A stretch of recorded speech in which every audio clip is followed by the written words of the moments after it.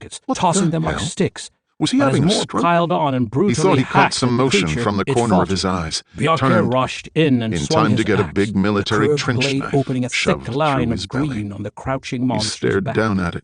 It stunned, turned and slapped him hard enough exploding to with break his pain, neck, gurgling, dropping him, the chainsaw firing still in loose his an arrow hands. at the creature, He and tried more to swing shining the green chainsaw blood toward the poured from knifer, where it lodged but in the the thing's chainsaw was massive taken chest. from him, all too The easily giants were pried from his stunned. grip. The red snow at their Then it feet was reversed spattered with heavy and splashes came of right green. at his throat. When the taller one turned its back, Jarl ran Mierda, forward, Ramirez his sword burst out. high, He barely stopped the keeping his Humvee, balance and on its the headlights slippery lit up bodies the of bloody, dead and dying decapitated men. head of a bull. He reached the A bleeding gray-black giant and brought Brahmin his with blade thick, down curving across. horns.